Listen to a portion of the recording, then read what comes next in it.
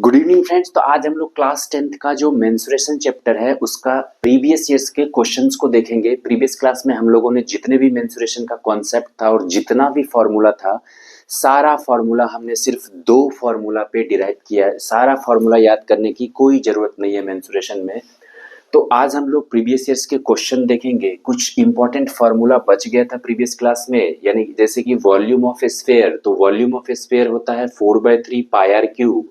CSA और TSA की बात करें तो एक ही होता है स्फीयर में 4 पाई आर स्क्वायर। इसी तरह अगर बात करें वॉल्यूम ऑफ हेमिस्फीयर तो ये होता है इसका हाफ, मतलब 2/3 पाई आर क्यूब। और सीएसए की बात करें छोटा होता है, याद रखना, 2 पाई आर स्क्वायर, और बड़ा होता है टीएसए मतलब 3 पाई आर स्क्वायर। तो अब हम लोग प्रीवियस ईयर्स के क्वेश्चंस को सॉल्व करेंगे। प्रीवियस ईयर्स के क्वेश्चंस 2017 का है। A toy is in the form of a cone of radius 3.5 centimeter mounted on a hemisphere of same radius. The total height of the toy is 15.5 centimeter. Find the total surface area of the toy. क्या बोल रहा है? एक खिलौने है जिसका ऊपर वाला पार्ट कोन है और नीचे वाला पार्ट हेमिस्फीयर है, इस पे माउंटेड है मतलब जुड़ा हुआ है। तो बोल रहा है इस खिलौने का जो टोटल सरफेस एरिया है वो निकालिए। ध्यान दीजिए, अगर कोन है तो उसका नीचे वाला पार्ट और हेमिस्फीयर का ऊपर वाला पार्ट ये तो दिख नहीं रहा है, सिर्फ और सिर्फ ये वाला पार्ट दिख रहा है इसका भी, और ये वाला पार्ट दिख रहा है, मतलब सिर्फ और सिर्फ कर्व सरफेस एरिया दोनों का दिख रहा है। यानी कि curve surface area of cone plus curve surface area of hemisphere equals to total surface area of toy. मतलब टॉय का अगर निकालना होगा टोटल सरफेस एरिया तो कर्व सरफेस एरिया कोन का plus curve surface area hemisphere का निकालेंगे। तो निकालते हैं। यहाँ पे एक चीज ध्यान देना है, रेडियस मेरा 3.5 सेंटीमीटर है और पूरे टॉय का हाइट है 15.5। 3.5 रेडियस है, मतलब ये भी हाइट 3.5 ही हुआ, ये 3.5 है, टोटल 15.5 है। तो इसको अगर माइनस कर देंगे तो ये कोन का हाइट हो जाएगा। मतलब जो हाइट ऑफ कोन हो जाएगा वो 15.5 माइनस 3.5, यानी कि क्या हो जाएगा, 12 सेंटीमीटर मेरा कोन का हाइट हो जाएगा। यानी कि ये वाला हाइट क्या हो जाएगा, 12 सेंटीमीटर।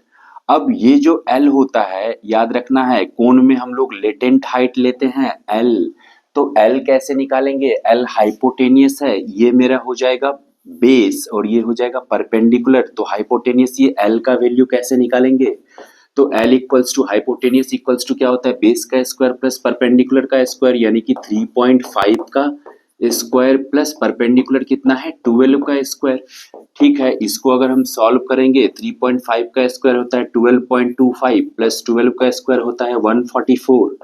इन दोनों को अगर हम ऐड करेंगे तो ये हो जाएगा 154.25, और इसको जब हम सॉल्व करेंगे तो ये आ जाएगा 12.5 प्लस 144 प्लस ये, हाँ ठीक है, 154.25। और इसका जो आंसर आएगा, इसका आंसर आएगा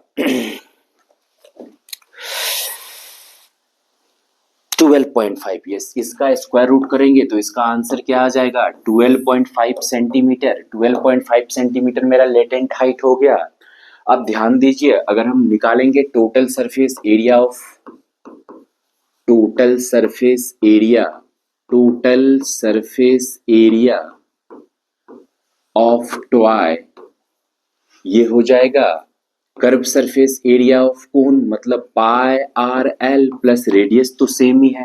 curve surface area of hemisphere का curve surface area 2 pi r square होता है। यहाँ एक चीज कर लेंगे, पाई आर कॉमन ले लेंगे तो ये हो जाएगा एल प्लस 2 आर, थोड़ा आसान करने के लिए कॉमन ले लिए तो ये हो जाएगा 22/7 इंटू आर का वैल्यू क्या है 3.5 इंटू एल का वैल्यू अभी निकला 12.5 प्लस 2 इंटू आर का वैल्यू क्या है 3.5।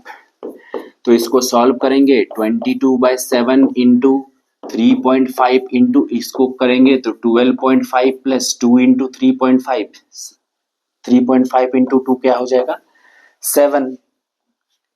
अगर हम इसको सॉल्व करेंगे तो ये क्या हो जाएगा